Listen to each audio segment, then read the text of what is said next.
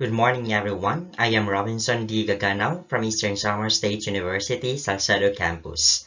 And today I'll be presenting my topic entitled Future Education of the Philippines. First, let me share with you the learning objectives of this particular topic. So at the end of the lesson, all readers are expected to discuss the current education system of the Philippines, identify the different issues in the Philippine education system, discuss the future learning and teaching of the Philippine education system, and of course appreciate the dynamic characteristic of education system. The Philippine education system has undergone a paradigm shift from where it used to stand years ago. Its dynamism have shown how curricular reforms in the school organization, modes of delivery, policy structures, and even pedagogical philosophies could be changed and enriched by forces in the environment. Changes in the social, economic, cultural, technological, and political arenas are forces that every educational system has to reckon with. In rethinking education to cope with the rapid changes at the age of the 21st century, innovation, technology, and research are essential tools of education. Failure of any school system to innovate, align its modalities to the needs of the times and the varying needs, problems, and interests of its clienteles means repeating yesterday's educational programs and strategies for tomorrow, which will only further jeopardize education's reputation. So, before we discuss of how our educational system will look like in the future, let us first explore the current education system of our country. So there are three agencies that handle the different levels of the Philippines education system. First, we have the Department of Education or the DepEd, who oversees basic or the pre-university education. Second, the Commission on Higher Educations or CHED, who manages tertiary and graduate education. And we have also the Technical Education and Skills Development Authority or TESDA, who oversees technical vocational courses and middle education. Nowadays, our basic education is centered to the K-12 curriculum, which was introduced in the year 2016. So central to the K-12 reforms was the provision of 1 year of kindergarten schooling for every child in the Philippines, which is done before elementary school. Elementary school covers grades 1 to 6, junior high school covers grades 7 to 10, while senior high school covers grades 11 to 12. In the senior high school, students will choose to specialize in one of the four tracks. First, the academic, to include business, STEM topics, and humanities. The second one is the technical vocational livelihood, to include TESDA courses in cookery and welding. Third, the sports, and the last one, the arts and design. To assist in selecting a learning track, students undergo assessment to determine their strengths and interests. This includes an aptitude test, a career assessment exam, and activities designed to help the students to choose their specialization. The tracks that are offered vary by the resources available in the area and in the interest of the students. So the senior high school program was designed to bridge the gap between school and work. Local companies partner with schools to offer technical and vocational courses, and students can get work experience while studying. Moreover, the senior high school curriculum also includes entrepreneurship courses to give students the option of starting their own business after graduation rather than going to college. After the basic education, if the learners decided to continue his or her study, they have to proceed with their tertiary education. So the Philippine tertiary education typically takes 4 or 5 years or up to 8 years for subjects such as law and medicine. Postgraduate study takes an additional 2 years or more. So most universities follow a semester pattern with a few following a trimester pattern. Colleges are classified as tertiary institutions that typically offer a handful of professional or specialized courses such as computing, maritime studies, or nursing. Now, let's proceed to the issues in the Philippine education system. The Philippines faces several issues when it comes to the educational system. So some of these issues are, first, the quality of education. The different international and national assessments conducted and participated by the Philippines, such as the National Achievement Test or NOT, the National Career Assessment Examinations or the INCAI, and the Program for International Students Assessment or the PISA, shows that there had been a decline in the quality of Philippine education at the elementary and secondary levels. The students' performance was excessively below the target mean score. Having said this, the poor quality of the Philippine educational system is manifested in the comparison of completion rates between highly urbanized city of Metro Manila, which also happens to be not only the country's capital but the largest metropolitan area in the Philippines, and other places in the country such as Mindanao and Eastern Visayas. Although Manila is able to boast a primary school completion rate of approximately 100%, other areas of the nation, such as Eastern Visayas and Mindanao, hold primary school completion rate of only 30% or even less. So this kind of statistics is no surprise to the education system in the Philippines context. Students who hail from Philippine urban areas have the financial capacity to complete at the very least their primary school education. The second issue that the Philippine educational system faces is the budget for education. Although it has been mandated by the Philippine constitutions for the government to allocate the highest proportion of its government to education, the Philippines remains to have one of the lowest budget allocations to education among ASEAN countries. The third prevalent issue the Philippine educational system continuously encounters is the affordability of education. A big disparity in educational achievements is evident across various social groups. Socioeconomically disadvantaged students, otherwise known as students who are members of high and low-income poverty-stricken families, have immensely higher dropout rates in the elementary level. Additionally, most freshman students at the tertiary level come from the relatively well-off families. The fourth issue is the increase of dropout rate. According to Franz Castro, Secretary of Alliance of Concerned Teachers or ACT, there is a grave need to address the alarming number of out-of-school youth in the country. The Philippines overall has 1.4 million children who are out of school, according to the UNESCO's data, and is additionally the only ASEAN country that is included in the top 5 countries with the highest number of out-of-school youth. In 2012, the Department of Education showed data of a 6.38 dropout rate in primary school and a 7.82% dropout rate in the secondary school. Castro further stated that the increasing number of out-of-school children is being caused by poverty.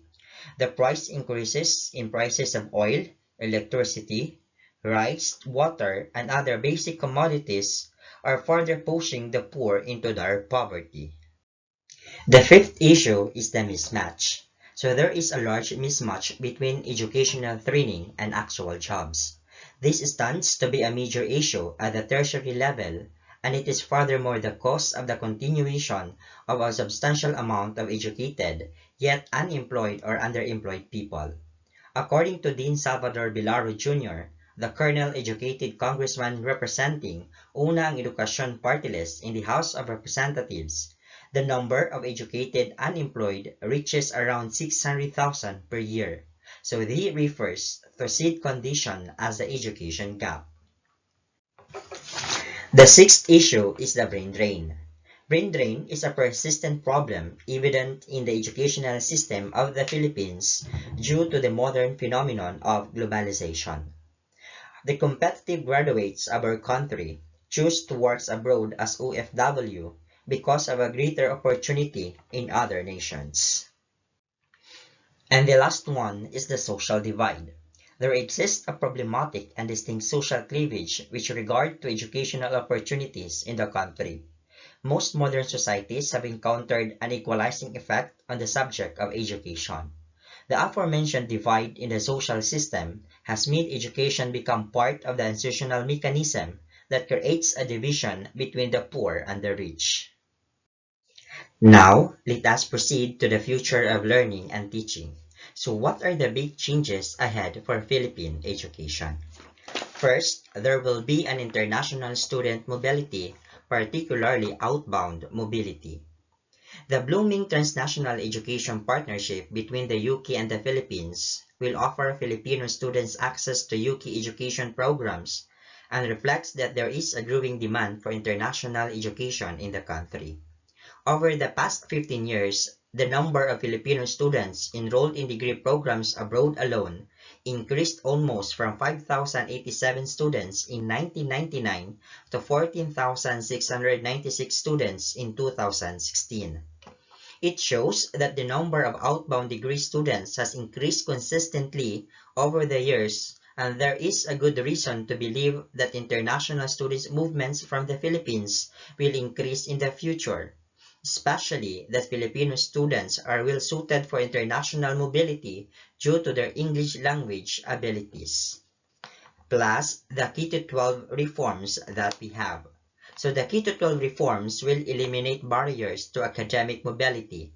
In an international environment accustomed to 12-year secondary school qualifications, the old-fashioned 10-year school system hindered the mobility of Filipino students, both in terms of formal academic qualifications and academic preparedness. Many foreign institutions, for instance, taught of the Philippine bachelor's degree solely comparable to 2 years of college months study. However, the K-12 reforms are therefore likely to increase outbound mobility. At this moment, let us look at the future of the Philippine education amidst pandemic. With the COVID-19 pandemic, students all over the country have adapted to modern learning methods for everyone's safety. Instead of having face-to-face classes, most students have pivoted to online learning, while those with no access to mobile devices and stable internet connection have resorted to alternative methods to pursue their education. While the ongoing inoculation of COVID-19 vaccines thus provide hope that people will get to enjoy a sense of normalcy in the future, the truth is that things will never be the same again. In order for students to continue their studies in an efficient and effective manner, education in the country has to evolve as well. So here are some predictions on what the future of Philippine education will look like. First, formal education will be replaced by training programs for employability. In the next normal, Philippine society will not view tertiary degrees as one of the main requirements for employability. Companies will look at training programs that certify people are equipped with the right set of skills to perform their jobs well. Even before the onset of the pandemic, there have been a lot of short-term skills bootcamp programs that fast-track the employability of young people. This trend is seen to spread not just in the country, but throughout the region. In fact, according to Hulon 2020, workforce startups outnumber formal tertiary education institutions in Southeast Asia. Second, better internet penetration will accelerate online learning. One of the biggest challenges of blended learning currently being implemented in the country is internet penetration. A lot of Filipinos do not have access to the gadgets and stable internet connection required for online learning. However, things are improving. According to the Department of Information and Communications Technology or DICT, the Philippines have moved up to the 86th spot in the global mobile internet speed rankings as of January 2021. This is a huge leap from the 111th spot it occupied the year before. Third, there will be a lot of startups that will venture into education. The ongoing blended learning setup is far from perfect, and there's a lot of room for improvement in Philippine education. Even those with access to technology tools have a lot of reservations about the current system. Thus, there are a lot of opportunities for startups to mitigate the pinpoints of studying in the country. This includes access to fast and reliable internet connections and affordable certification courses that help with employability of the youth. The last one is, there will be a shift to smart classrooms. Technology will play a vital role in the evolution of Philippine education. According to LG, one of the global leaders in technology innovation, there will be a shift to transformative learning. As cities and households embrace smart technology, so too will Philippine education. A great example of this is the use of interactive screens, which paves the way towards making the physical and virtual classrooms active learning spaces. Smart classrooms are not only technologically advanced, but environment friendly as well, a great step in the direction of a more progressive and sustainable education system. Now, let's have a glimpse at the possible look of education in the year 2050. First, there will be a widely spread homeschooling approach. So homeschooling will cater education in a more individual approach. Students will be able to study and learn what and when they want, and for as long as they want. It will also contribute to more physical, emotional, and religious freedom, as well as opportunity to spend more time with family. So what are the advantages of having homeschooling approach? So significantly, homeschooling is cheaper than on an average public school. A school environment is more conducive at home, and peer pressure, competition, boredom, and bullies will be eliminated in the education process. Second, there will be a personalized learning. Students will cover the material with study tools according to their capabilities. Those who experience difficulties with the subject will get the chance to practice more until they reach the required level and then challenge with harder tasks. So what are the advantages of having personalized learning? Individualized, self-paced curriculum enabling comfortable and effective learning. Learning environment that adheres to students' needs, technologies that enhance learning potential and boost creativity, and regular skills checks that help to be in a constant study progress. Third, there will be more e-learning platforms. With the use of technology, the way knowledge is passed on will undergo significant shift towards online platforms. Learning will incorporate virtual reality and multiple outlooks. New platforms will give chance to students in order to learn how to negotiate issues and exchange ideas online. So it is the right way to online education. So e-learning is more affordable, especially for those who have limited budget. Distant learning balances study, work, and family duties. And lastly, physical presence is not required, so learning becomes accessible in any corner of the world. Fourth, there will be no more physical campuses. Learning won't be limited to a physical school or four-wall classrooms, but mobile classrooms and the real-world environment will be a new campus. So what are the advantages of having no physical campuses? First, students will no longer be dependent on a certain place and are able to study wherever they are. Second, students become naturalistic as they have a chance to spend more time out of the classrooms. And lastly, unlimited study space makes students more open to the real-world challenges. The fifth one is there will be project-based learning and rise of educational technology in the classroom. Games that help children to code, toys which teach robotics and various applications used by teachers to efficiently deliver information to students will become common. Technologies will facilitate teaching and learning process. Learning will become more creative and practical. Students are going to be evaluated on critical thinking and problem-solving skills, and written tests will be replaced by students' performance through creative projects. So what are its advantages? First, project-based learning combines creativity and collaboration to solve problems, difficult questions, and tasks. Second, PBL provides real-world connection, structured collaboration, core to learning, and multidimensional assessment. Third, EdTech in schools improves digital literacy, enabling students to master technical skills such as coding. Fourth, learning through reading or lectures, videos, and doing project or discussing what was learned in the classroom is possible only through EdTech. And last one, EdTech makes grading much easier. There are lots of EdTech tools that allows automated grading and measuring students' progress. The sixth one is a teacher will serve now as a guide. So the primary job of a teacher will be to guide students in the areas where they need guidance as innovators, and identify their strengths, interests, and values. So teachers will act as a facilitators to support students in developing their way of thinking and learning, and the teachers develop learning plans for students to obtain all necessary set of skills to be flexible to whatever career paradigm that will arise.